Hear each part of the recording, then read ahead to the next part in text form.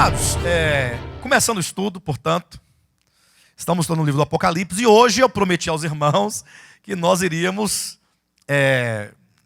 falar a identidade do anticristo, né? Estamos estudando o capítulo 17 de Apocalipse e é um capítulo profundamente revelador e nós então vamos trazer, como é um tema assim bastante denso, os irmãos me perdoem, mas eu terei que ser bastante didático.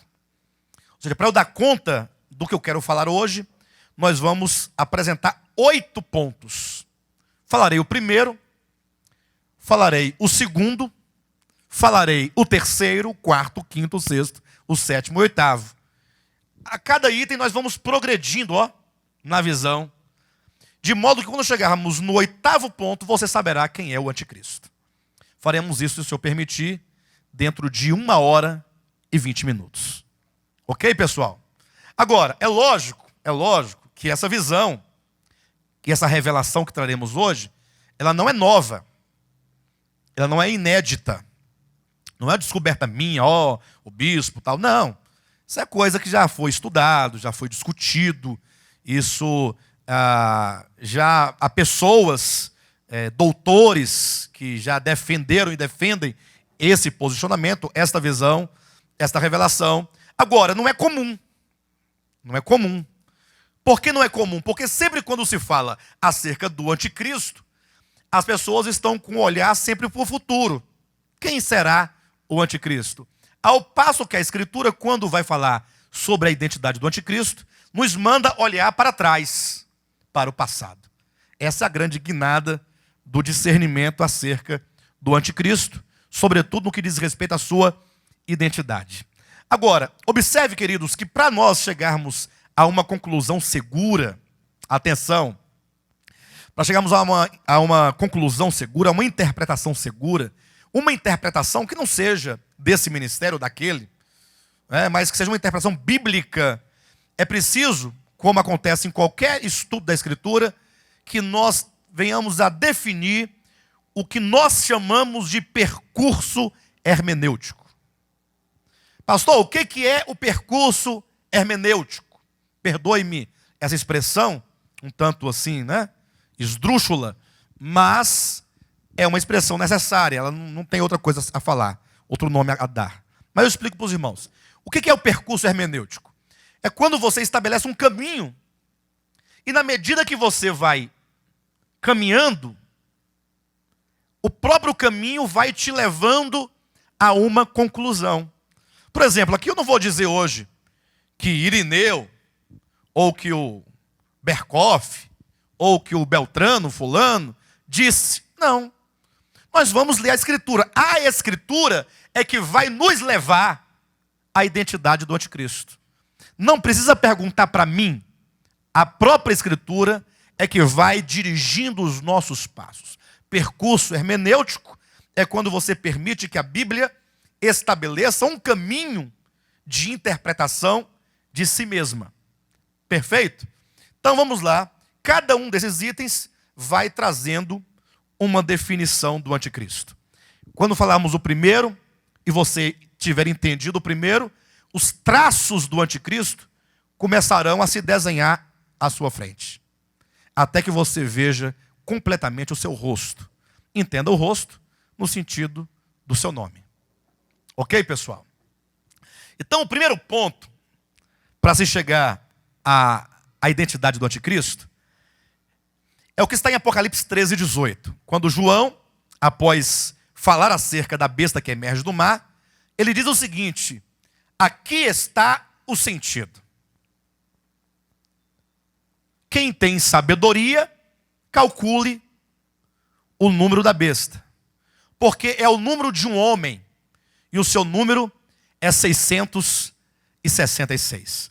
Então, observa que a própria Escritura começa a dizer o seguinte: olha, saber quem é o anticristo é uma questão de ter entendimento, de ter sabedoria, de ter discernimento. E João ainda diz, aqui está o sentido. Aqui, muitos colocaram como sendo o livro do Apocalipse, o livro como um todo.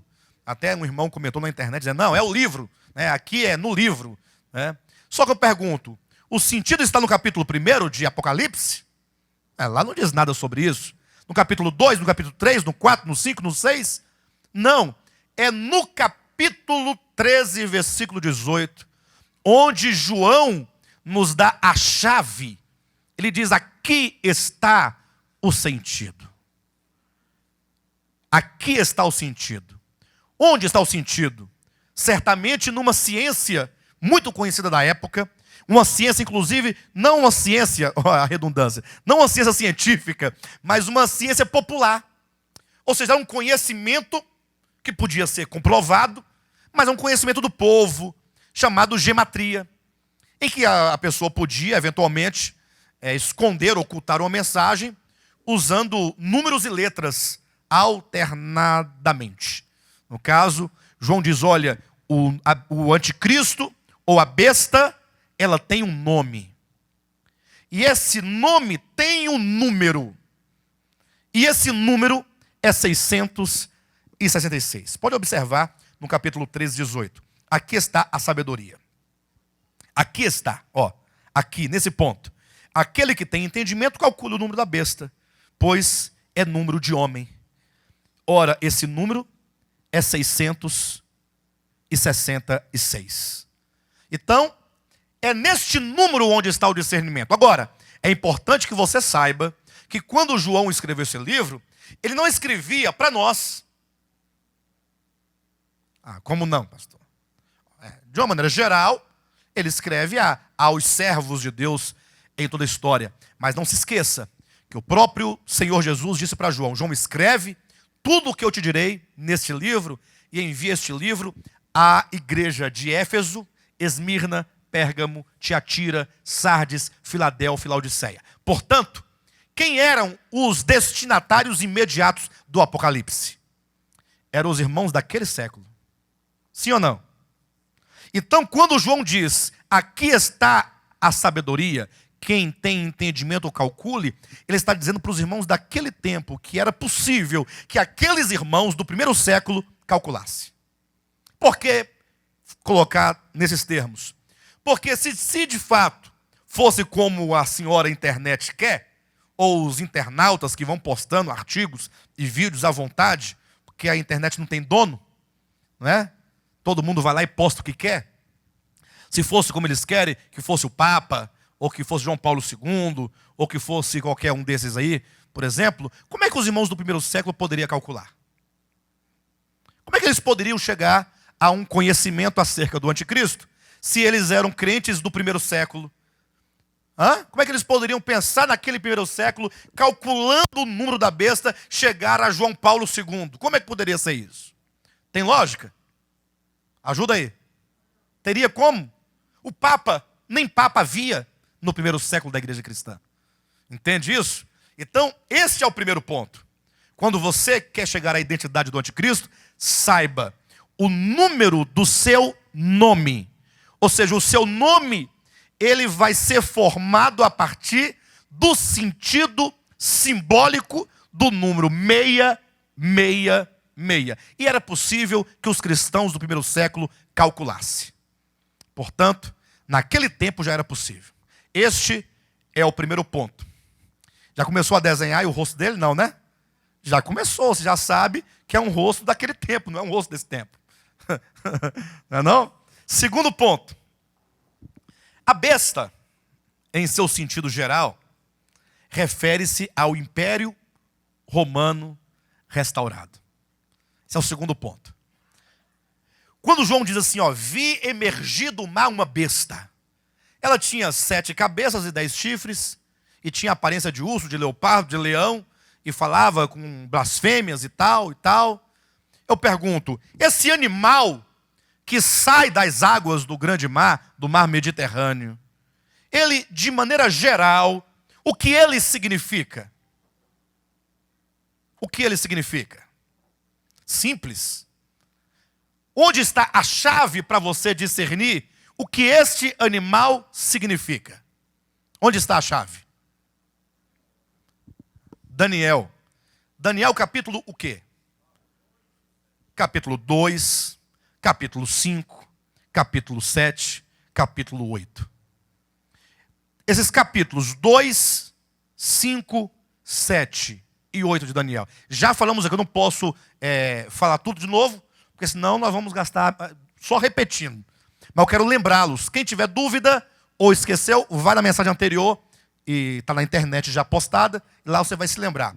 Apenas vou dizer isso, que o livro de Daniel profetiza, atenção, a partir de Babilônia, ele profetiza 4 grandes reinos, antes do quinto.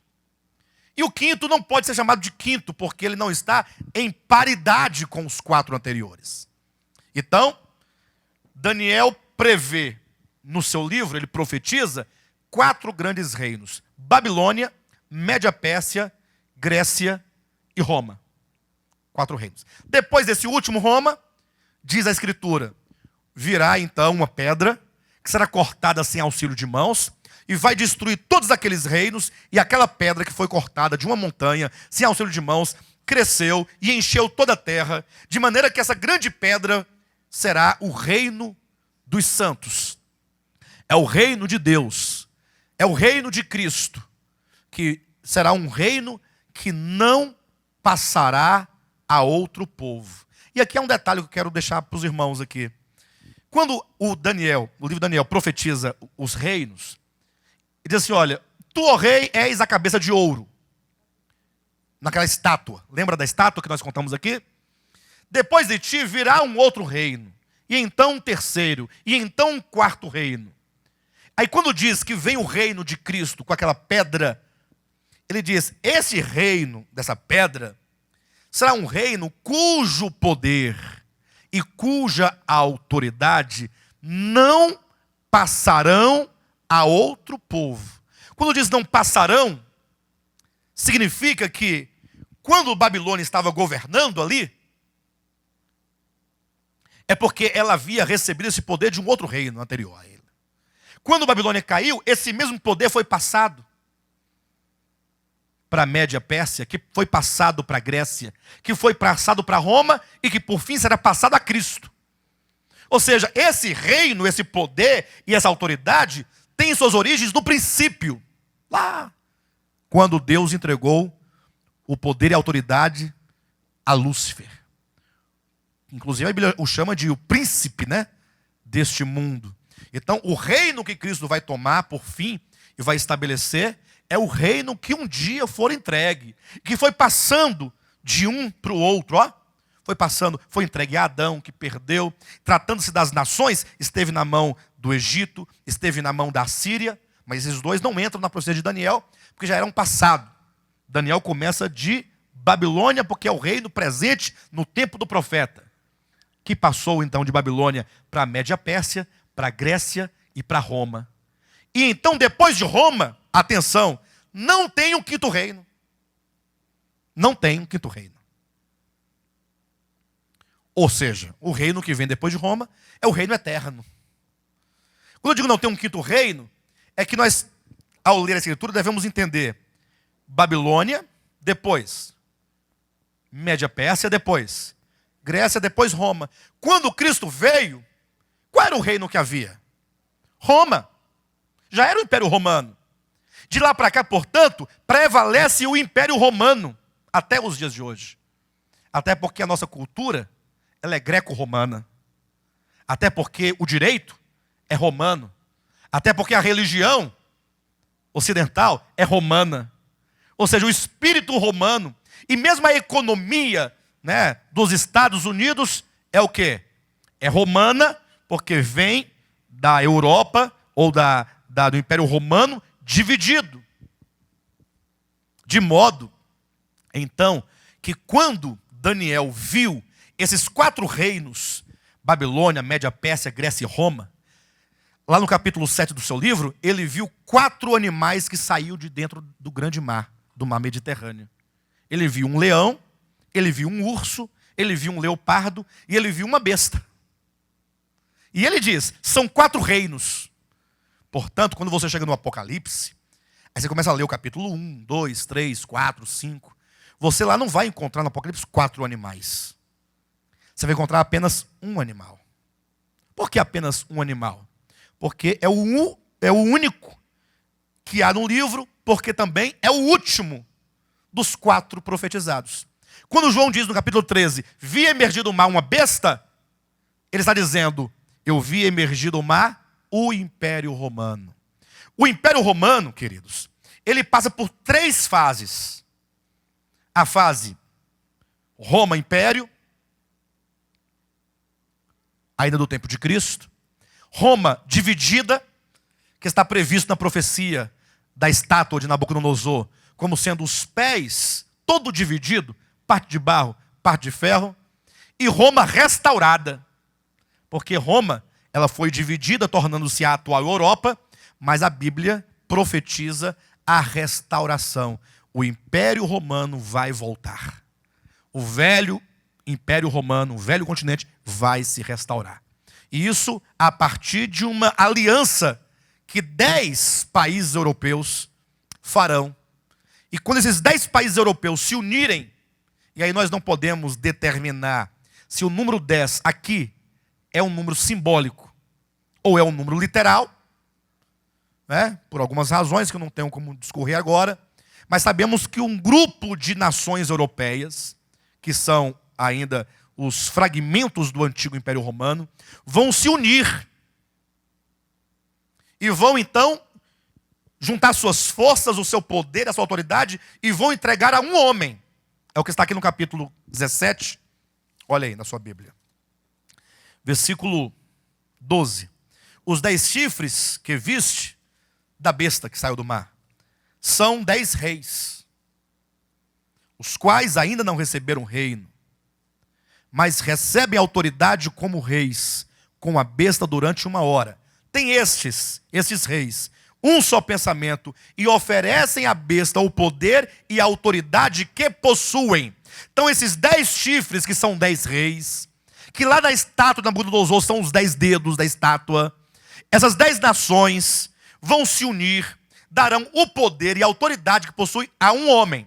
Este homem que vai ser então o imperador ou o rei supremo dessas nações restauradas e reestabelecidas numa unidade, será o anticristo. Entenderam? E isso começa a se cumprir em que momento? Lá no 6º selo, melhor, no 1º selo, quando diz, e vi um cavalo branco e o seu cavaleiro, né? E ele então saiu vencendo e para vencer, e foi-lhe dada uma coroa. Foi-lhe dada uma coroa. Este cavaleiro do 1º selo, do cavalo branco, já é o anticristo. Lógico, na primeira fase, os irmãos verão daqui a pouco que ele tem 2 fases. Então, foi-lhe dada uma coroa. Ou seja, ele foi feito, ele foi constituído rei. E quem haverá de constituí-lo? As 10 nações, os 10 dedos, ou os 10 chifres, que são os 10 reis, que são as nações europeias, que antes de serem nações europeias, era o Império Romano, que foi sendo invadido pelos bárbaros, né? Pelos povos bárbaros, e à medida que eles invadiam, iam fragmentando e conquistando os territórios. São muitos os nomes, desde os francos, os vândalos, godos, ostrogodos, né? Os suecos, suevos. Na medida que eles iam então conquistando, foi aí nascendo França, Alemanha, tal, como se encontra hoje a Europa totalmente dividida. Mas um dia esse império vai se restaurar. Então quando João, na ilha de Patmos, ele diz, vi emergir do mar uma besta, ele se refere ao surgimento ou ressurgimento do Império Romano, ressurgindo das águas. E essas águas têm 2 significados. O sentido literal diz do mundo gentílico, conforme capítulo 17, versículo 15 de Apocalipse, que diz que as muitas águas que ali foram vistas são povos, nações, tribos e línguas, e portanto é uma referência ao mundo gentílico. Ou no sentido mais espiritual, diz respeito ao momento em que a besta ressurgirá do abismo. Daqui a pouco vamos chegar lá. Então esse é o segundo ponto. Qual é o segundo ponto? Que quando você então vai lidar com a figura da besta no Apocalipse, você tem que ligá-la intimamente, diretamente ao Império Romano. Perfeito? Não adianta buscar no Egito, na Síria, na Grécia. Não, é o Império Romano. Este é o ponto. De acordo com Daniel, capítulo 2, 5, 7 e 8. Terceiro ponto. Essa besta que sai do mar, que é o Império Romano, possui 7 cabeças. E aí a coisa começa a ficar mais clara para nós. Por quê? A palavra cabeça, no próprio texto bíblico, não dá a ideia de mera cabeça, no sentido literal. Lógico, a figura que brota diante de João é de um animal com 7 cabeças. Mas como aqui a besta é o Império Romano, as suas cabeças, ou essas 7 cabeças aqui, são certamente 7 governos. São reis, são imperadores. Imperadores de onde? Do Egito? De onde é a cabeça? Pessoal, não são 7 cabeças da besta? A besta não é Roma, o Império Romano? Então são cabeças de Roma ou do Egito? Do Império Romano. São cabeças da Macedônia? Então são cabeças da Babilônia? Do Brasil? Temos que tomar um profundo cuidado com isso. Vocês acreditam que quando aquelas 2 torres gêmeas caíram lá, que explodiram lá nos Estados Unidos, lembra daquele caso? Lá, o que saiu na internet dizendo, cumpriu a profecia. Olha, cumpriu. Cumpriu o quê, rapaz? Lá em Daniel capítulo 8 diz que havia um cordeiro, um carneiro com 2 chifres. E aí veio um bode que tinha um chifre entre os olhos e brigando com esse carneiro, quebrou os seus 2 chifres. Aí disseram, tá vendo? Os 2 chifres que foram quebrados do carneiro são as 2 torres. Gente, é uma imaginação terrível. Gente, tem que estudar muito para concluir isso. Vocês não acham, não? Isso aí é muita matemática, é muita profecia, é muito estudo, é anos e anos. Na verdade, isso é uma grande tolice, né? A pessoa abre a Bíblia em Daniel capítulo 8 e vê lá a figura de um carneiro e vê que o carneiro tinha 2 chifres, foram quebrados. Só pode ser as torres gêmeas. Mas por que você não lê o capítulo todo de Daniel? O próprio capítulo vai dizer, olha, o carneiro, o capítulo 8, versículo 20, vai dizer, o carneiro com seus 2 chifres são os reis da Média e da Pérsia. Poxa, então você não tem que inventar nada, você tem que apenas obedecer à sinalização do texto sagrado. Capítulo 8 fala do momento histórico da ascensão da Média e da Pérsia e da sua consequente derrota para o Império Grego Macedônico. Lá no capítulo 8 trata do Império Medo-Persa, do Império Grego, no momento em que eles lutam entre si. Lógico, quais eram os reinos? Não era Babilônia? Média-Pérsia e Grécia? Para a Média-Pérsia cair, não tem que surgir outro? Então esse outro é a Grécia. Média-Pérsia, Grécia. O carneiro com os 2 chifres, Média e Pérsia, e o carneiro com chifre nos olhos é a Grécia, na pessoa do Alexandre o Grande. Então não temos que inventar nada. Então, quando você se depara, esse é o terceiro ponto, a besta possui 7 cabeças, você tem que falar, são cabeças do Império Romano. Não é de outro lugar. Ok, pessoal? Mas não pode ser da Igreja Católica, né? Porque a Igreja Católica é romana. Não, é o Império Romano. Está falando de um império, não de uma religião. E aí, para que não tenha nenhuma dúvida, olha na sua Bíblia, capítulo 17 de Apocalipse, versículo 9. Aqui está o sentido. Outra vez, apontando aqui o sentido. Primeiro sentido foi dado, aqui está o sentido. O nome dele pode ser visto através ou mediante a gematria, que é números, letras, perfeito? Outra chave, versículo 9 do capítulo 17 de Apocalipse. Aqui está o sentido, que tem sabedoria. As 7 cabeças são 7 montes nos quais a mulher está sentada. Ponto. São também 7 reis. Perfeito, irmãos? 7 reis da besta. E, portanto, do Império Romano. Agora, olhe para mim.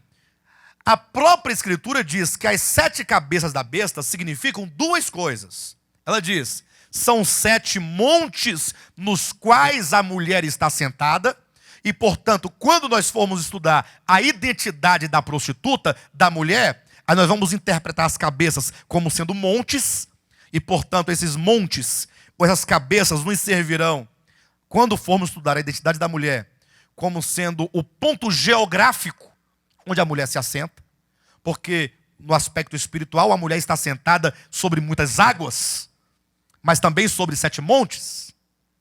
Agora, para saber a identidade do anticristo, continua o texto, são também 7 reis. Se alguém perguntar para você, o que são as 7 cabeças da besta? Qual é a sua resposta? São 7 montes ou são 7 reis? Eu vou ler o texto. 17:9. Olha para o texto. Não tire os olhos do texto. Aqui está o sentido que tem sabedoria. As 7 cabeças são 7 montes, nos quais a mulher está sentada. Ponto. São também 7 reis. Eu pergunto, o que são as 7 cabeças da besta? São 7 montes e também 7 reis. As cabeças representam uma coisa e outra. Ou seja, representam 2 coisas. Amém, queridos? Está claro? Quando formos estudar a identidade da mulher, vamos interpretar a cabeça como sendo montes, nos quais a mulher está assentada. Tratando-se da identidade do anticristo, as cabeças são reis. Porque o anticristo será um rei. Ok? Então, este é o terceiro ponto. A besta possui 7 cabeças, que são, no caso aqui, tratando-se do anticristo, são 7 reis. Quarto ponto. Então, observa, irmãos, olha que coisa maravilhosa. Olha como vai se desenhando. Ou seja, você vai estreitando o seu campo de interpretação. Você já não pode mais falar que é o fulano de tal. Você vai ter que ir se condicionando aos aspectos que a profecia nos coloca. O quarto ponto, esse aqui, é uma chave bem chavona mesmo. Chave grande. Chave grande.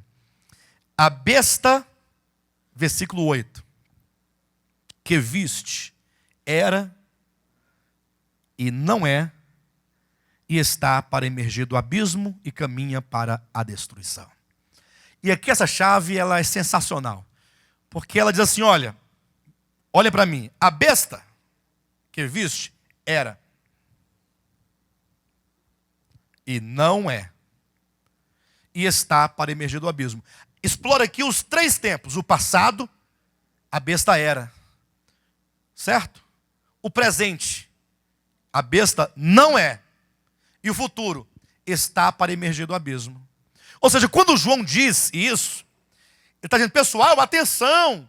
Quando vocês forem calcular o número da besta, discernirem o seu nome, saberem quem é a besta, quem é o anticristo, tenham em consideração que ele, ou a besta, era, isto é, um dia já foi, já existiu. Ou seja, não olhem para o futuro, olhem primeiro para o passado, porque a besta era. Quando João recebeu essa revelação, por volta do ano 95, 96, 97, por aí, 98, não tem um ano preciso, ele tinha consciência de que a besta era. Pastor, mas aí não pode estar se referindo, atenção, ao próprio Império Romano. O Império Romano já foi um dia, não já? Hoje ele não é mais, é? Mas ele não vai se restaurar? Então não pode falar do Império? Pausa. Cuidado quando você lê a Escritura. Cuidado com os pronomes. Cuidado com o momento da enunciação. Não confunda enunciação com enunciado. O que é o enunciado? Enunciado é isso que está aqui posto. Ó. João colocou aqui. É o enunciado, está escrito. Depois, Agostinho leu o enunciado no quarto século, não leu? Depois, no século XII, Tomás de Aquino leu o enunciado. E hoje nós estamos lendo o enunciado. Mas todo enunciado, ele é estabelecido em um dado momento. Vocês concordam comigo? Ou não? Esse momento em que se estabelece o enunciado chama-se a enunciação. É o momento em que se diz. E aí você tem que levar em consideração esse momento que é a enunciação. O momento. Por que isso? Porque imagine que agora João está diante de um anjo. Porque é dito no capítulo 17 que veio um dos 7 anjos e disse: João, vem cá que eu quero te mostrar um segredo. Aí João foi arrebatado. Agora o anjo está dizendo para João: João, preste atenção. João, olha para mim. João olha para ele. O que foi, anjo? Fala logo. A besta era, e já não é, e virá. Eu pergunto, em que momento a besta é dito não é? Em que momento? Hoje? 2014? 15? No ano passado? Quando é dito a besta não é? No primeiro século. Mais precisamente, na última década do primeiro século. Perfeito? Atenção, na última década do primeiro século, está dito, João, anos 90 da era cristã, a besta não é mais. Eu pergunto, anos 90, o Império Romano era ou não era? O Império Romano era. Então, como é dito então, João, a besta era. É o Império Romano? Não. Não o Império, mas está se referindo aqui à cabeça que um dia vai se manifestar e será revelada como sendo o anticristo. O Império é a besta, a grande besta. Só que ela é representada por suas cabeças, por seus imperadores, por seus governos, por seus reis. E é um rei, será um desses imperadores, que será o anticristo. Então, quando diz João, volta do ano 96, a besta era e já não é. Ele está se referindo ao anticristo. Por essas razões que acabamos de colocar. Não pode se referir ao império. Porque o império era. Perfeito, pessoal? Sim ou não? Vocês estão entendendo? Vocês são inteligentes, né? Povo inteligente. Isso mesmo. Então, essa é uma das chaves. Quando João recebe essa revelação, estava muito claro, a besta um dia já foi, ela era. No atual momento de João, a besta já não era. Mas há uma promessa, ela vai voltar. Aí ficou fácil. Porque esse futuro está para emergir do abismo, já foi passado. Não é sem razão, eu quero lembrar os irmãos de 2 Tessalonicenses, capítulo 2, versículos 3, 4, 5, 6 e 7. Em que o apóstolo Paulo, ele falando acerca da segunda vinda de Cristo, ele fala o seguinte para os irmãos de Tessalônica: olha, a segunda vinda de Cristo, o nosso encontro com Ele, não acontecerá sem que primeiro venha a apostasia e seja revelado, ele não diz, ele fala, seja revelado o filho, o homem da iniquidade, o filho da perdição. Ele fala em termos de ser revelado, de ser manifestado. Ele não fala em termos de futuro, vai nascer um dia, não. Ele fala de ser manifestado. Ah, pastor, mas eu posso entender manifestado como sendo o surgimento futuro dele. Só que ele continua dizendo, o qual quem? O filho da iniquidade, o homem da perdição, ou vice-versa, né? O contrário. O homem da iniquidade, o filho da perdição, o qual se levantará contra tudo o que se chama Deus. Não é assim que está lá escrito? É ou não é? Hã? Lá diz se levantará ou se levanta? Se levanta? Ou se levantará? O qual se levantará contra... Se levanta? Pastor Moisés, o que foi? Você está contra mim ou é por mim? Eu sou pela Bíblia, pastor. Pastor Moisés foi inteligente. É por mim ou por mim? Não, eu sou pela palavra. É porque eu estou tentando seduzir vocês, mas é uma sedução boa, não é para enganar. é apenas para vocês se darem conta da sedução que muitos fazem sobre os cristãos. Leem erradamente o texto para enganar o ouvinte. Então, o texto não diz que o filho da perdição se levantará, como que colocasse o verbo no futuro, mas diz o qual se levanta contra tudo que se chama Deus ou é objeto de culto, a ponto de assentar-se, no presente. Paulo coloca o anticristo no termo presente dele, o qual se levanta. Agora, a revelação dele é futura. Isso não acontecerá sem que primeiro seja revelado. Futuro. Entretanto, ele diz, o qual se levanta e se assenta no santuário de Deus. Por isso, no tempo de João, quase 30 anos depois, foi dito, a besta era. No tempo de Paulo era. No tempo de João, já não mais era. E aí? E aí, para acabar de fechar, em 2 Tessalonicenses capítulo 2 é dito, vocês, eu já falei para vocês sobre isso em outro momento, e vocês sabem o que agora o detém, para que seja ele revelado somente em ocasião própria. Então Paulo é claro e expresso, que ele já havia no seu tempo, só que ele não podia se manifestar. Lógico, quase 30 anos depois de Paulo, está João na ilha de Patmos, e para ele é dito, João, a besta que viste, era. No tempo de Paulo, era. Só que no tempo de João, já não é. E ela voltará.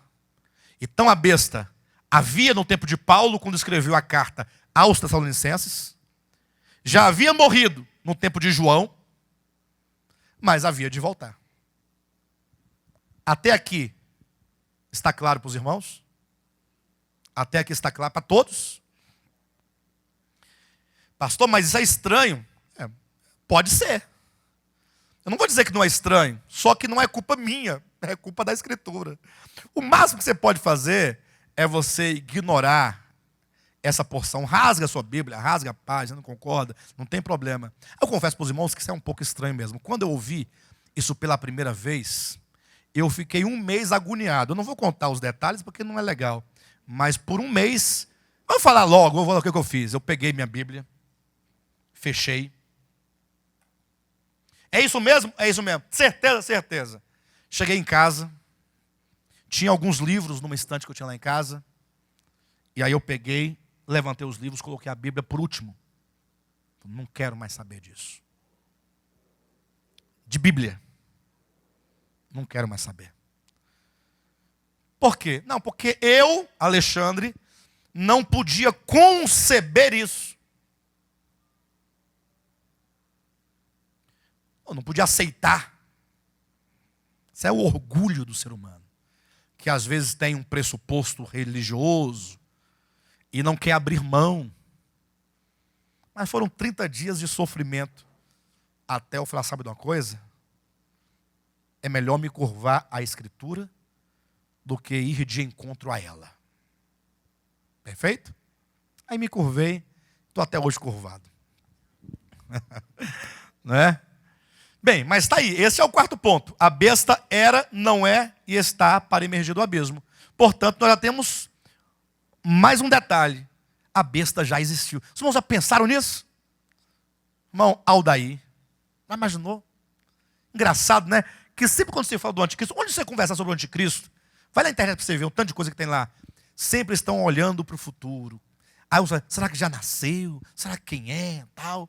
Olha, mas estava lá no primeiro século. Quem tem sabedoria, calcule. Pega aí, ó. É o número do nome dele. 666. Calcula aí. Usa a gematria, você vai saber. A outra chave. Olha, lembre-se, a besta era. Não é e virá. Portanto, a chave do futuro, onde está? No passado. Esse é o quarto ponto. Quinto ponto. A besta, em seu sentido específico, é o anticristo, é uma das 7 cabeças da besta. Uma das 7 cabeças do império. E aqui vamos ler então o versículo 8. Ou melhor, o versículo 9 e 10. E vamos começar agora a entrar num terreno um tanto mais trabalhoso de se explicar, mas devagarzinho nós vamos entender, tá bom? É um pouco complexo. É um tipo daquela equação do segundo grau, que você nunca ouviu falar de repente, mas que tanta coisa é essa? Mais ou menos isso, vamos lá. 17, 9 e 10. Aqui está o sentido que tem sabedoria. As 7 cabeças, eu vou direto ao ponto, tá? Lá para o finalzinho. São 7 reis. Vamos entender o que eu fiz? Pastor, você está omitindo parte do texto. Não, é porque como as cabeças têm 2 sentidos, são 7 montes e também 7 reis, e o fato de elas ser 7 montes nos servir tão somente para encontrar a identidade da mulher, da prostituta, não nos serve no momento. Vamos direto ao ponto. As 7 cabeças da besta são 7 reis, dos quais, versículo 10, dos quais caíram 5. Um existe e o outro ainda não chegou. Olhem para mim. Olhem para mim. Em nome de Jesus. Primeiro, você já sabe, a besta era, não é e virá. Segundo, essas cabeças são reis.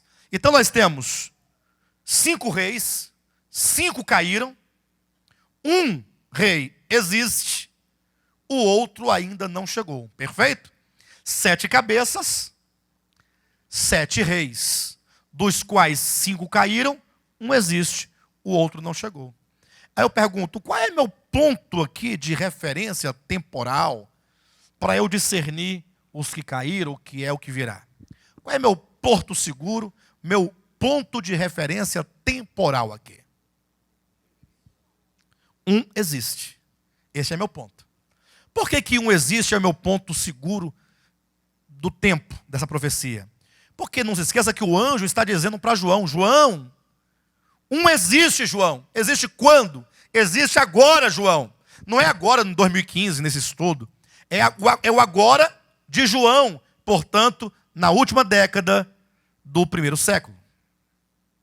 Então nós temos que perguntar, quem era o imperador no tempo de João, na última década? Era o imperador Domiciano. Esse era o imperador presente. Portanto, no nosso esqueminha, você vai ter que colocar um existe, a saber, Domiciano. Domiciano é o meu ponto de referência. A partir dele eu vou traçar, antes dele, 5 caíram e o outro não veio. Domiciano é meu ponto de referência. Ok, pessoal? Agora vem uma questão, a coisa começa a se elucidar. Olhem para mim. Eu vou trazer 2 informações que estão no texto para os irmãos colocarem o cérebro para funcionar. Primeira informação, dita no tópico anterior. Atenção.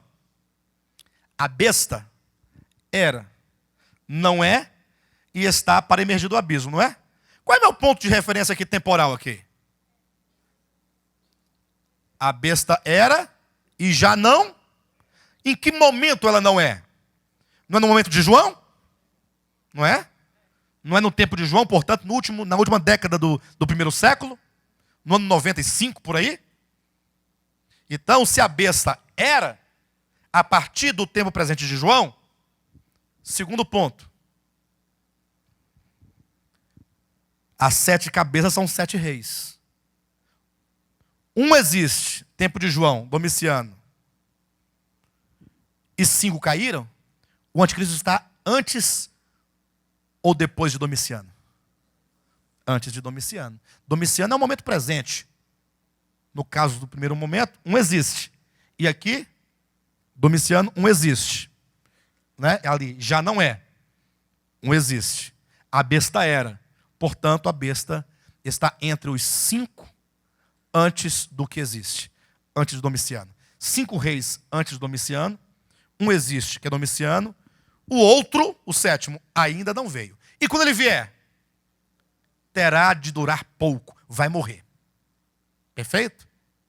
Vamos lá então. Então, este é o ponto. A besta é uma das cabeças. É um dos reis. Se a besta era, ela está entre as primeiras 5 cabeças que caíram. E aqui, irmãos, quando nós entramos aqui, quando diz 5 caíram, não é o mesmo que falar 5 passaram. Cair não tem um significado de ser meramente passado. Por exemplo, digamos assim, o ex-presidente Luiz Inácio Lula da Silva, ele caiu, mas o reinado dele passou, o governo dele passou. Agora, posso falar, aquele presidente que suicidou-se? Não, Getúlio Vargas, não é? É o Vargas, né? Eu posso falar que ele caiu? Em certo sentido, sim. O Collor poderia dizer que ele caiu? Sim, que ele foi tirado abruptamente do seu reino, do seu governo. No caso específico da Escritura, quando diz cair, é um verbo que no grego tem um significado bem peculiar. Quer dizer que foi assassinado.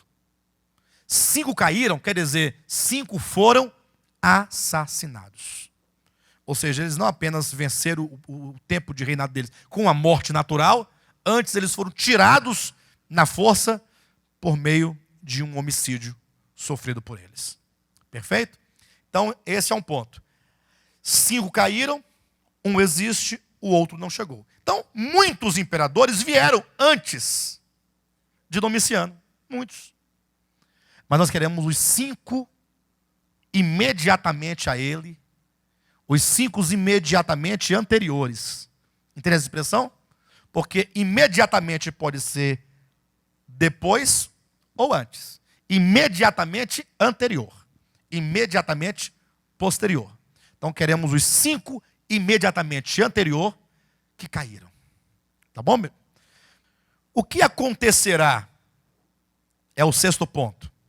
O que acontecerá quando chegar o 7º imperador da profecia? Tem de durar pouco. Ele vai morrer. Está de acordo com Apocalipse 13, versículo 3, quando ao se referir à besta, a mesma besta, e às suas cabeças é dito, uma de suas cabeças foi golpeada de morte. Ou seja, recebeu um golpe mortal. E é dito, mas a ferida de morte foi curada.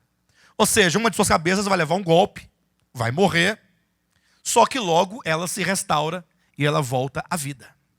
Então, o 7º imperador da profecia está determinado. Quando ele vier, ele vai durar pouco.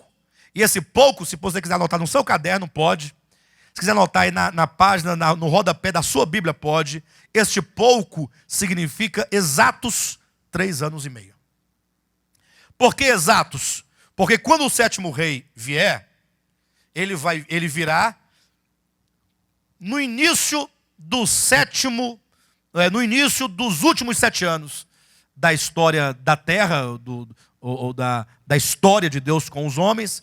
Aquela última semana de Daniel, capítulo 9, nós estamos hoje no intervalo da profecia de Daniel 9, havendo-se passado 69 semanas, Cristo morreu, veio o intervalo que se prolonga até os dias de hoje, e então, ao acabar essa parte, esse tempo dos gentios, começa a última semana de Daniel 9, que é a 60ª semana, que são os últimos 7 anos.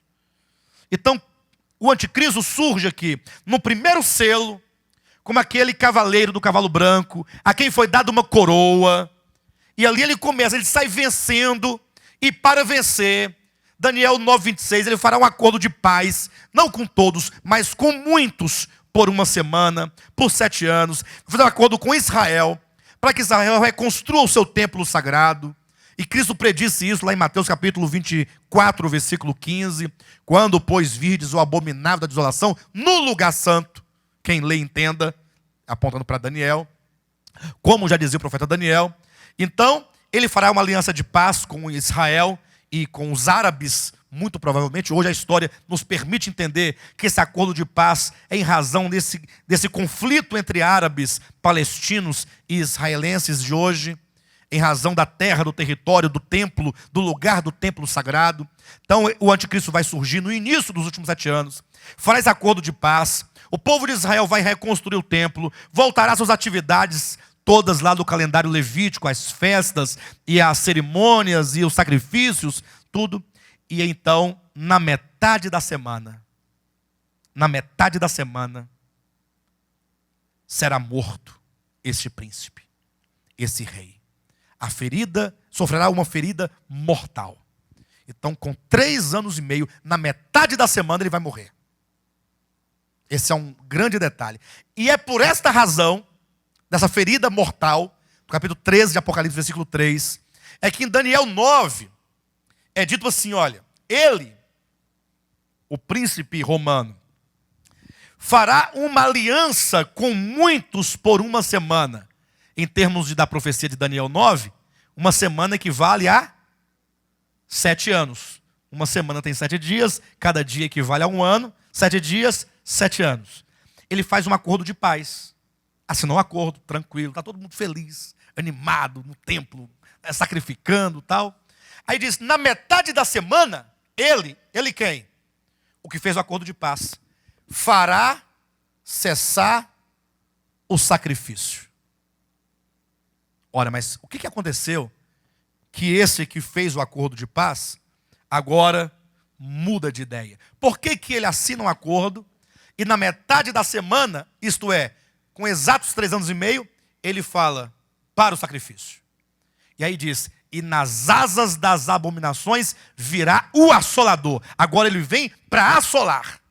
Ele faz um acordo de paz, ele quebra o pacto, a aliança que ele faz com os hebreus, e agora então vem toda a assolação. Por isso diz que o 7º ainda não veio. Quando vier, tem que durar pouco, vai morrer. E caminha para a destruição. Estão entendendo, pessoal? Então, este é um detalhe. O que acontecerá quando chegar o 7º imperador? Ele tem que durar pouco, porque ele vai sofrer a ferida mortal, né? E então, naquele exato momento, a besta que era,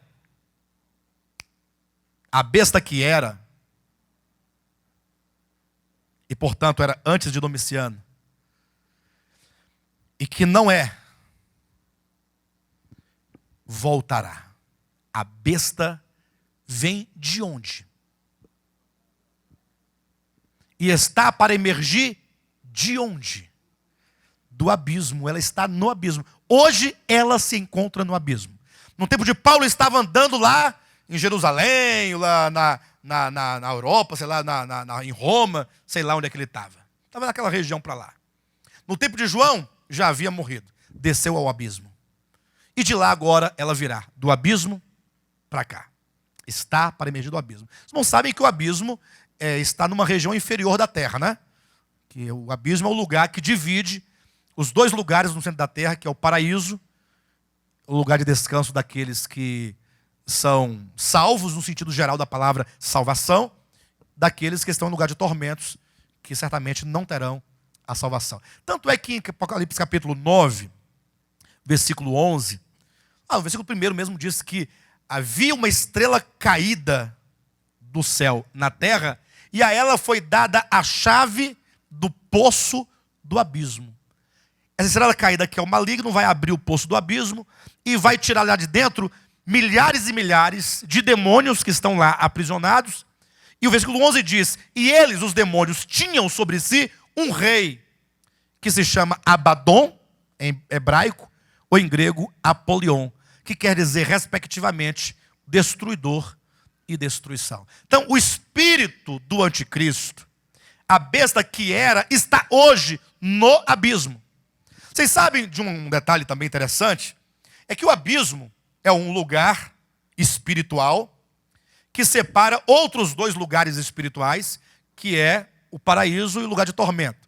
Quando Cristo fala sobre o Hades, ou que seja Seol, ou inferno, como você preferir. Lá em Lucas capítulo 16, versículo 19 em diante, ele diz que esse lugar, que é o lugar dos mortos, tem 3 departamentos. Então, quando uma pessoa, um ser humano morre, ele vai para o Hades, fatalmente. Morreu, Hades. Se for cristão, Hades. Ateu, Hades. Hades. É morto, vai para o Hades. Não tem para onde ir. O morto não fica vagando. Se bem que tem muito espírito vagando por aí. Atenção. Mas não são espíritos de homens. São espíritos de seres pré-adâmicos. Quem está no querigma ouvirá falar disso na próxima aula. Agora, homem que é homem, ao morrer, vai para o Hades, não fica vagando. Agora, se a pessoa, o tipo de gente que ela for, é que vai determinar se ela vai para o seio de Abraão, paraíso, para o lugar de tormento, que é um lugar ruim, não é bom, ou para o abismo. O abismo não seria bem um lugar apropriado. Teoricamente seria, ou vai para o lugar de descanso, ou para o lugar de tormento. Mas como tem umas pessoas que são tão ruins, que o lugar de tormento não é suficiente para elas. Então vão para o Tártaro. Vão para o abismo. As regiões mais profundas e escuras. Lá nesse lugar estão anjos caídos. Que, como diz Pedro, estão lá algemados. Porque são anjos tão perversos, anjos caídos, tão perversos, que não podem estar soltos. Estão algemados, aguardando no Tártaro. Lá também estão vários demônios, que para lá foram lançados e não podem sair de lá. Pastor, mas todos os demônios estão lá? Não, nem todos estão lá. Tem uns lá, tem uns aqui, na região, por perto, todo lugar aí tem gente voando por aí. Eu faço assim, batendo asa, mas é brincadeira, só para poder dinamizar a coisa. Mas veja bem, pastor, mas eu pensava que então os demônios vão lá e saem? Não, não vão lá e saem não. Lembram de Lucas capítulo 8, versículo 31? Só para os irmãos terem uma ideia, vamos comparar aqui dois textos. Lucas 8, 31. Jesus vai expulsar uma legião de demônios do Gadareno. Quando os demônios vêm diante de Cristo, o que eles falam para Jesus Cristo? Não nos mande sair para onde? Por abismo. Porque ele sabe que, de acordo com aquilo que eles fazem, se for uma coisa muito ruim, de uma certa gravidade, o Senhor, então, os aprisiona no abismo. Uma vez aprisionados, de lá não sai mais. Perfeito? Agora, o outro texto está em Mateus, capítulo 12, versículo alguma coisa. Eu posso falar agora para os irmãos qual é o versículo exato. Quando Jesus Cristo ele expulsa um demônio de um homem, capítulo 12 de Mateus, e então, a partir do 43 ao 45, Jesus diz o seguinte, que quando o espírito imundo sai do homem, ele não vai para o abismo, diz que ele anda por lugares áridos, procurando repouso. Ou seja, o demônio saiu do homem, ele não tem para onde ir. Não tem para onde ir. Aí ele vai ficar o quê? Vagando. Aí vai, anda. Olha. Procura um lugar, ele precisa de descanso. Esse descanso aqui deve ser interpretado como o mesmo descanso de Deus, lá em Gênesis capítulo 2, quando diz que Deus descansou. Ou seja, não é um descanso em razão do cansaço. É um descanso no sentido de prazer. Deus descansou de todas as suas obras. Ele obteve prazer. Então, esses espíritos que quando saem dos homens, eles como estão sem corpos, porque são espíritos que perderam seus corpos, eles precisam de quê? De um corpo para sentir prazer. Ele procura descanso em lugares áridos, não encontra. Aí o que ele diz? Eu voltarei para a minha casa de onde saí. Então ele tem a chance ou a oportunidade de voltar para o homem no qual ele estava, habitar no seu corpo. Perfeito? Os demônios procuram um corpo humano porque eles precisam de corpos para sentir descanso, para sentir prazeres. Com esses dois textos que nós entendemos que uns demônios vão para o abismo, ficam aprisionados. E outros estão soltos. Então, por isso aqueles lá de Lucas capítulo 8, quando viram aquilo, não nos mande para o abismo, pelo amor de Deus. Manda para qualquer lugar, expulsa, vai para qualquer lugar. Mas, por favor, não nos mande para o abismo. Não querem ficar aprisionados no abismo. Porque no abismo tem anjos caídos, que lá estão no Tártaro, porque são anjos de alta periculosidade. São anjos terríveis, estão lá algemados, presos. Demônios também lá aprisionados. E está lá também o espírito de Coré, Datã e Abirão, que conforme Números capítulo 16, diz que eles desceram vivos para o abismo. Lá estão todos os espíritos de rebeldes. Todos os rebeldes. Cuidado, porque a pessoa que morreu, a pessoa não era crente, era rebelde. Não. Uma coisa é um cristão, outra coisa é um não cristão. Outra coisa é o rebelde. O rebelde é aquele que se rebela contra a autoridade de Deus. Que afronta cara a cara a Deus, como fez Nirode e tantos outros na história. Então, foi rebelde, se rebelou contra o Altíssimo, abismo. Então, no abismo só tem essa gente aí, desse tipo, desse naipe. Né? Os rebeldes, os anjos caídos, terríveis, os demônios que chegaram a praticar qualquer coisa terrível, que foi também lá aprisionado. Eventualmente, demônios se rebelam. Deus manda para lá. Mesmo quando chega uma carrada lá. Fica aí. De modo que hoje em dia tem bem menos do que antigamente, né? Antigamente num só tinha 6.000. E também, junto com os anjos, alguns anjos, não todos, porque tem muitos anjos soltos nos ares. Lá é só aquele grupo de anjos mais perversos, os demônios mais perversos, os rebeldes e também o espírito do anticristo. Tanto é que a besta emergirá de onde? Do abismo. Perfeito? O que acontecerá então, quando chegar o sétimo, tem de durar pouco, e vai então emergir do abismo. E aqui começa uma matemática. Começa uma matemática. E eu preciso que os irmãos me acompanhem na matemática para entender o processo. Quantas são as cabeças? São 7 ou são 8? São 7. A besta possui 7 cabeças, que são 7 reis. Ponto. Não tem 8, são 7 cabeças. Esse é um segredo. Você se conscientizar e firmar no seu entendimento que são 7, é importante. Ah, pastor, mas todo mundo sabe que é 7. Não, são 7. Não são 7, são 7. Você tem que ser bastante incisivo, porque disso depende o entendimento do anticristo. Não pode ser 6, não pode ser 8. São 7. 5 caíram, um existe no tempo de João, o outro não vem. Quando vier, tem de durar pouco. Perfeito? Então leia comigo a matemática. Apocalipse 17, versículo 10 e 11. Dos quais caíram 5, um existe e o outro ainda não chegou. E quando chegar, tem de durar pouco. E a besta que era e não é? E a besta que era? A besta que era não está nos 5 antes de Domiciano? E a besta que era e não é? Também é ele. Pausa. Pausa. Olhem para mim. Toda vez que você estiver lendo um texto e você encontrar um pronome, no caso aqui, ele é um pronome, você precisa buscar no texto o seu referente. Porque o pronome é o nome que está no lugar do nome. Perfeito? Olhem para mim. Se eu disser assim para vocês assim, pessoal, olha, vocês não sabem da maior. Ela não foi lá em casa hoje à tarde? O que vocês acham disso? Hã? Ela foi. Hã? Ah, ela quem? Boa pergunta. Tem pessoas que conversam com as outras, elas ficam pensando aqui na cabeça dela. Aí de repente ela fala assim, pois é, ele falou isso. Bem, cá, ele quem? Você não pode falar ele sem antes falar quem é a pessoa. Primeiro você fala a pessoa, depois você pode usar quantos pronomes você quiser.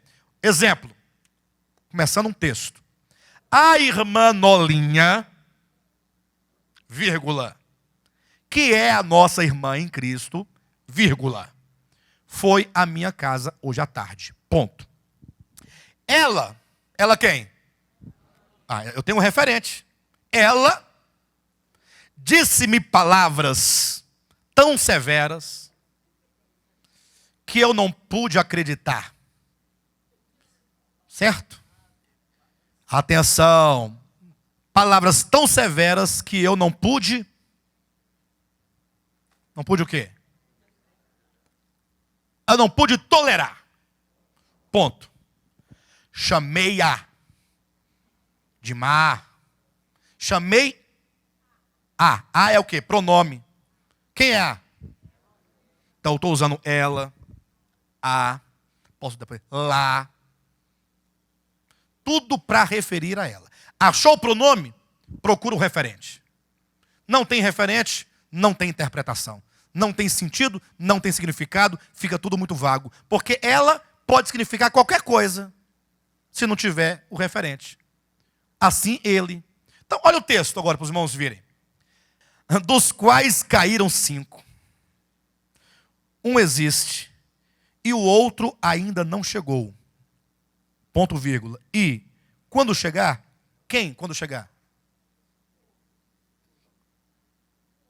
Quando chegar, quem vai chegar?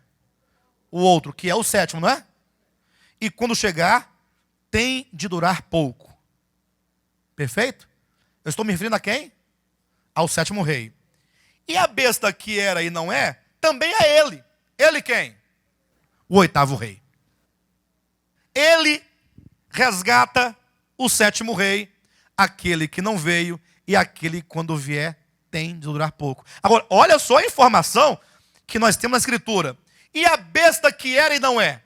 Das 7 cabeças, a besta que era não está entre as 5? Porque a 6ª é, a 7ª não veio. E a besta que era está entre os 5. E a besta que estava no meio do abismo, que está no abismo, também é ele. Ele quem? O 8º rei. Pastor, mas não dá para entender. Se o 7º ainda não veio, e quando vier tem de durar pouco, como é que a besta que era também é ele? É uma matemática complicada, né? Aqui é um segredo. Tenha paciência. O 7º não veio, quando vier tem de durar pouco. E a besta que era e não é, também é ele. Vírgula. Quando você tem a união da que era com o que não veio, quando o que era se unir com o que não veio, formando um só, vírgula, quem será? O 8º rei. Por isso que eu perguntei, são quantas cabeças? E por que surge o 8º? Porque o 8º não é um 8º em relação aos 7, é um 8º que, olha o texto, também é ele, o 8º rei, e procede de onde? De onde vem o 8º? Dos 7.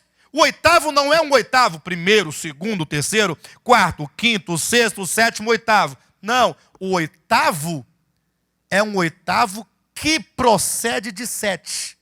O 8º é o espírito daquele que era, com o corpo daquele que ainda não veio. Quando o 7º vier, tem de durar pouco, porque dentro de 3 anos e meio, vai receber uma ferida mortal, vai morrer. Quando aquele cadáver estiver lá estirado, todo mundo olhando para aquela besta, na sua primeira fase, e todo mundo comentando como ele era uma besta.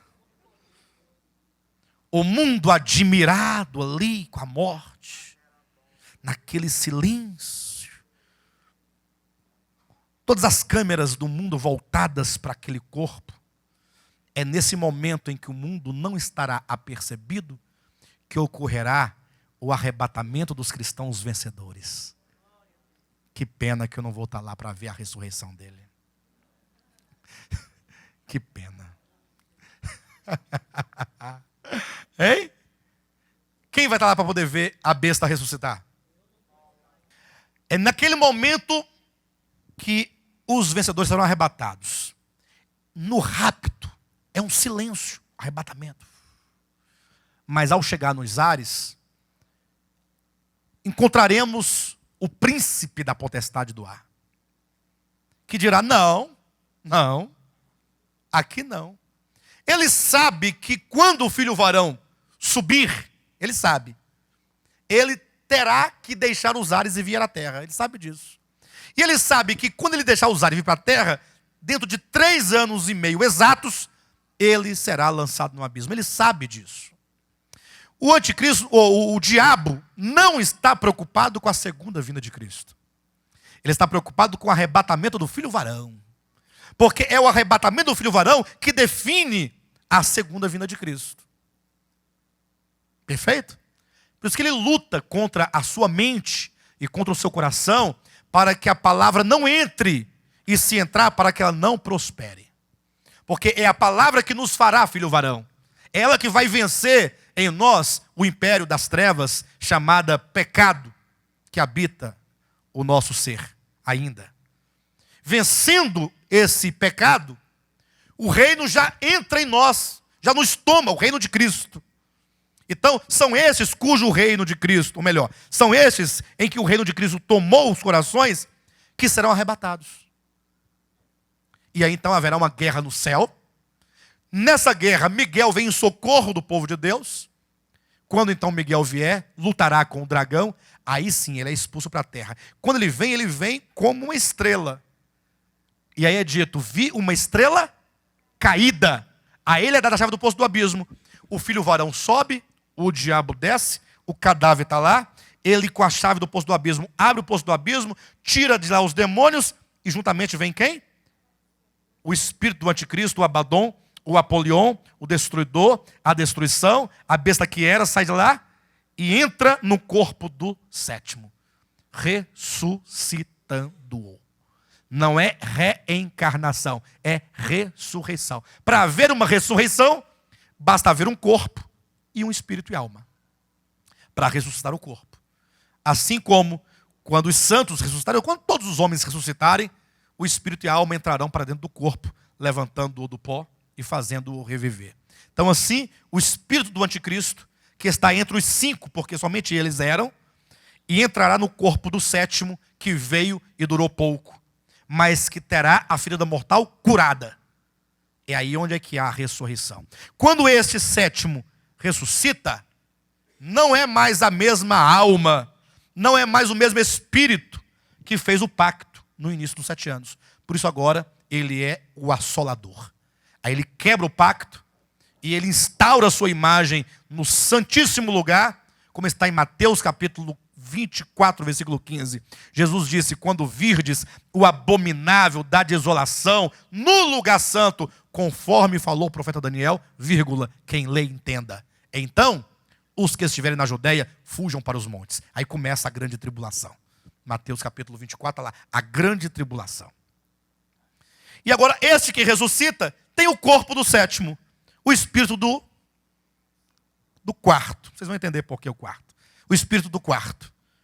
E agora, essa união, espírito de um, corpo do outro, nessa ressurreição, quem ele é? O 8º rei, que procede dos 7. Perfeito? Olha como fica fácil de ler o texto agora. Capítulo 17, versículo 10 e 11. Dos quais caíram 5, um existe, o outro ainda não chegou. E quando chegar, tem de durar pouco. E a besta que era e não é, também é ele, vírgula, o 8º rei. E procede dos 7 e caminha para a destruição.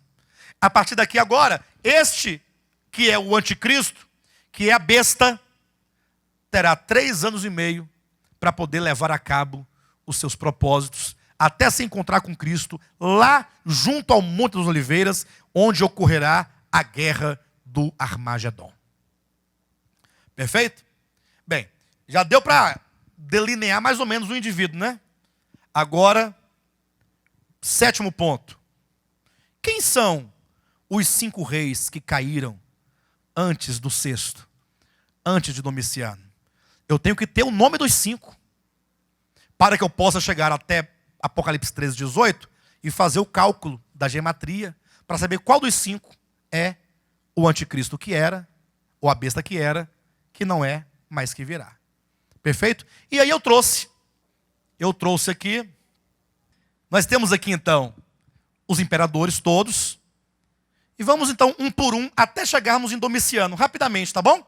Olha, o primeiro, Augusto, também chamado Júlio César, que reinou de 27 a.C. até 14 depois de Cristo. Segundo, Tibério, de 14 depois de Cristo a 37 depois de Cristo, foi assassinado e caiu. Que coisa, hein? Próximo, Calígula, de 37 a 41 depois de Cristo, também caiu. Eita, mas é tanta gente caindo. Próximo, Cláudio, que também caiu, de 41 depois de Cristo a 54 depois de Cristo. Próximo, César Nero, de 54 a 68 depois de Cristo, também caiu. Próximo, Galba, de 68 a 79, apenas um ano. Esses agora que viram agora são bem curtinhos os impérios dele, que não duraram nem um ano. é do mês tal ao mês tal, somado dá alguns meses apenas. Perfeito? E também caiu. Próximo. Otão. Também caiu. Próximo. Mas vamos lá. Próximo. Vitélio. Vespasiano. De 6979. Esse não caiu. Morreu de infecção intestinal. Próximo. Tito Flávio, de 6979. Também não caiu. Morreu de febre. É lógico que fala febre é porque talvez não soubesse com exatidão o motivo, né? Que tipo de infecção ele tivesse. Aí não, é só febre mesmo. Pronto. E aí vem Domiciano, o que existe no tempo de João. Portanto, nós temos Domiciano como ponto de partida. Temos que encontrar, atenção, temos que encontrar os 5 que caíram antes de Domiciano. E aqui há 2 maneiras de você encontrar o nome desse indivíduo. Tem umas pessoas que ignoram todos esses nomes aí colocados, todos, e apenas selecionam os 5 que são chamados os 5 imperadores mais importantes do Império Romano. Se você for lá no Google, lá e colocar imperadores, lista dos imperadores romanos, você vai encontrar lá, na Wikipédia, em qualquer um daqueles estudos lá, demonstrando que alguns falam, não, os 5 mais importantes são estes. Aí, Júlio César, Tibério, Calígula, Cláudio e Nero. São os 5 mais importantes. Porque os outros tiveram um governo muito curto, muito pequenininho, então não foram os mais importantes. Perfeito? Bem, uns preferem esquecer tudo isso e colocar apenas esses 5. Para poder encontrar o nome dele. E não tem nenhum tipo de prejuízo. Encontra. Perfeito? Se então outros fazem como fizemos aqui, não coloca o nome de todos. Por que não coloca? Por que vai esconder o nome de alguns? Só porque foi pequenininho, coloca todo mundo. Não tem problema. Aí você pega de Domiciano, aí você vem voltando. Buscando os 5 anteriores imediatos. Aí você vai pegar esses 5 que caíram. E quando você encontrar o nome dele, pela gematria, vai dar o mesmo nome que se você tivesse colocado os 5 principais. Ou seja, não há nenhum prejuízo. Perfeito? Alguns estudos falam, não, os 5 anteriores a Domiciano são, respectivamente, Júlio César, vamos colocar assim, são os principais. Júlio César, Tibério, Calígula, Cláudio, César Nero. Herodes? Não, Herodes não foi imperador romano. Não foi imperador romano. Perfeito? E nem Pilatos foi imperador romano. Estamos falando dos imperadores romanos. Herodes era governador da Judéia. Perfeito? Então os irmãos entenderam as 2 maneiras que pode ser feito? Você pode pegar os 5 principais, você vai encontrar a mesma pessoa que você pegar de Domiciano, os 5 que caíram. A diferença que vai dar é que você pegando os 5 principais, o anticristo será dos 5, o 5º. Você pegando todos, vai dar o mesmo nome, a mesma pessoa, só que na contagem vai dar dos 5, o 4º, ao invés de ser o 5º. Mas não muda a pessoa, nem muda a identidade. Isso é fatal. Perfeito? Vamos lá então. Domiciano. Fica aí, Domiciano. Um existe. Vamos então, todo mundo juntos, vamos procurar os 5 anteriores imediatos que caíram antes de Domiciano. Vamos lá. Voltando. Tito Flávio caiu? Então, esquece ele. Próximo.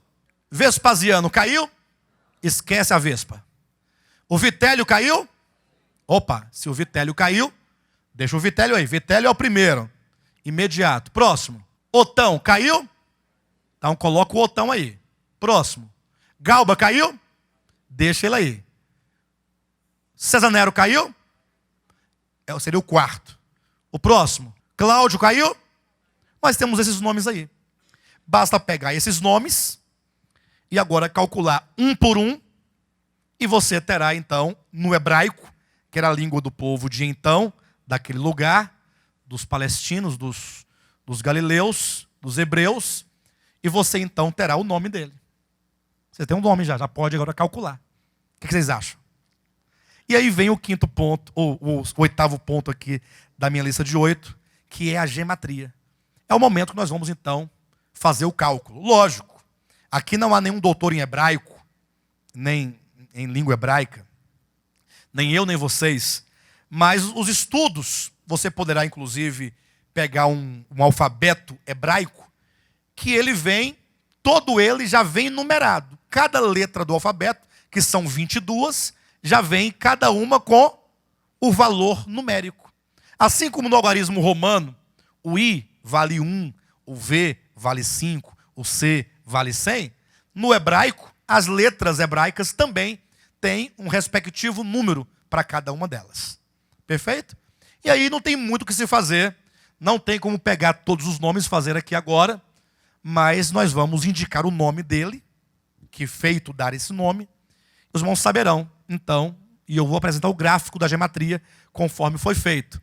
No caso dos nomes todos citados, o único nome que dá 666 é o nome de César Nero. Se você pegar os 5 principais, Júlio César, Tibério, Calígula, Cláudio e César Nero dá 666.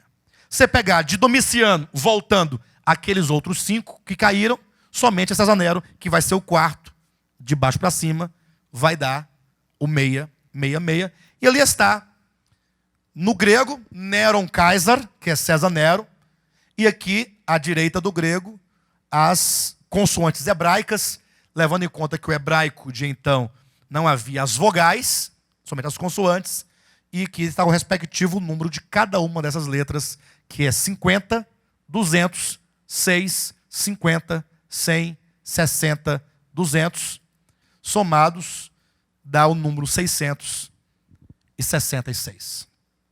Perfeito? Com isso, o que nós temos? César Nero, no tempo de Paulo, era. No tempo de João, já não era. E a história de César Nero é uma história bem típica. E que, se você for comparar aos atos que o anticristo fará, você vai ver uma semelhança incrível. Tanto é verdade que Nero foi um grande e um dos maiores imperadores romanos, perseguidor da igreja de Jesus Cristo. Ele tocou fogo em Roma e depois acusou os cristãos de tê-lo feito. Para os irmãos terem uma ideia. Até dizem, né, que ele matou a sua mãe, porque curioso de saber de onde ele veio, ele então rasgou a barriga da mãe com uma faca para saber de onde ele tinha vindo. Daí, dar-se o nome da cirurgia do parto não normal de cesariana. Lembrando o nome de César. Né? Quando corta a barriga para tirar o menino por um outro buraco, que não é o normal. Né? Então diz cesariana. Então daí os irmãos tiram. Bem, de todo modo, esse é o testemunho da Escritura e é o caminho hermenêutico que nos leva a esse nome. O que vai acontecer? Estamos no aguardo de que logo com a reestruturação do Império Romano, surge aí os 10 chifres que ainda não receberam autoridade como reis, possam receber e entregar o poder e a autoridade que possuem ao 7º. Então, quando o Império Romano se reconstruir, e já está bastante avançado, porque os irmãos sabem que começou com o euro, né? A moeda única europeia, não é isso mesmo? O euro, não, começou com a unidade europeia, né? Os países que começaram a formar aquela comunidade europeia, aí vem a moeda única, e eu me recordo que era uma manhã de domingo, quando o irmão chegou para mim com um jornal, ele chegou assim, totalmente passado. Alexandre, corre, tem que ver aqui. Olha aqui a besta chegando. Aí o que foi? Não, olha aqui a moeda única agora. E era apenas o início da reconstrução do velho Império Romano. E na matéria lá do jornalista, ele dizia: o velho continente está ressurgindo e ele está sendo costurado nos bastidores da história. Não me esqueço até hoje, me lembro dessa frase que ele colocava. Eu fiquei espantado um pouco, assim, a gente fica, poxa, vai ser agora, né? Mas de lá para cá, muitas coisas aconteceram. Veio a moeda única, depois veio o rompimento de fronteiras, e hoje em dia, inclusive, se fala de um exército único. E é complicado, porque a figura de um exército para uma nação é a figura de soberania. Uma nação, ela é soberana quando ela tem forças armadas que lutam em sua defesa.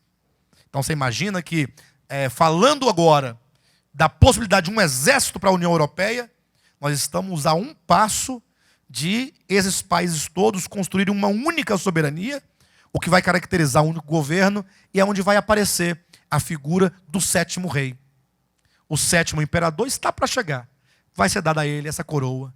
E então ele vai morrer com 3 anos e meio. E a besta que era e não é, e que está no abismo, que já foi no tempo de Paulo, que não era no tempo de João, vai sair do abismo e vai ressuscitar o corpo do sétimo, tornando-se assim o 8º rei. E daí para frente, salve-se quem puder. Ela caminhará para a destruição. Ok?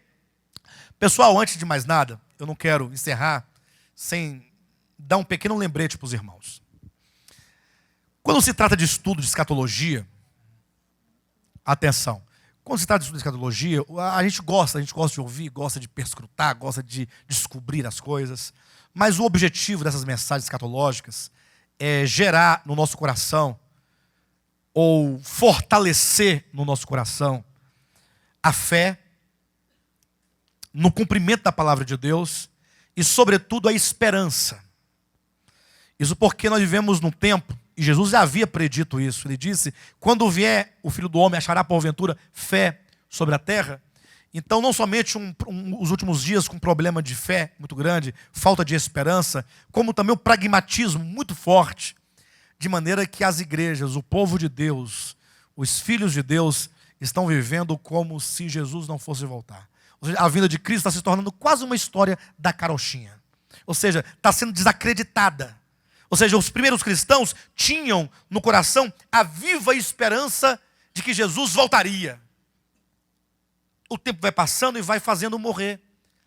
De maneira que hoje em dia os crentes não querem mais que Jesus volte. Eles querem ser prósperos aqui na terra. Eles querem o reino de Cristo agora, aqui, deste modo, igual estamos aqui agora. Até porque o pecado traz muitos prazeres ainda para os filhos de Deus. Então, os estudos de escatologia visam reavivar essa esperança, porque esse ministério é uma igreja que aguarda a segunda vinda de Cristo. Nós não cremos que a história continuará como está para sempre.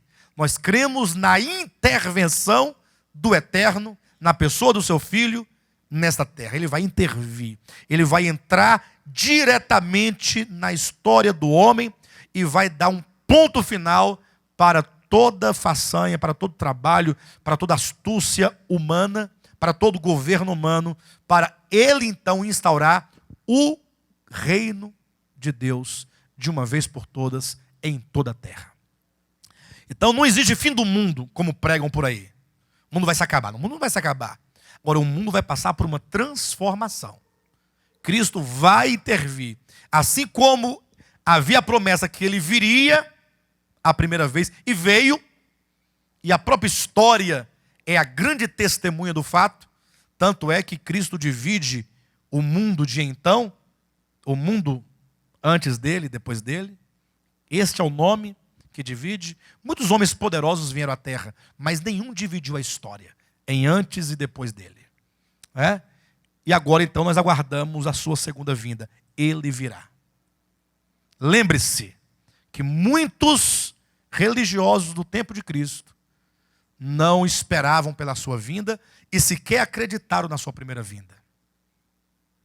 Então nós temos que tomar muito cuidado e tomar esses estudos escatológicos como sendo uma fonte de energia espiritual, de revitalização da fé e esperança na segunda vinda de Cristo. Amém?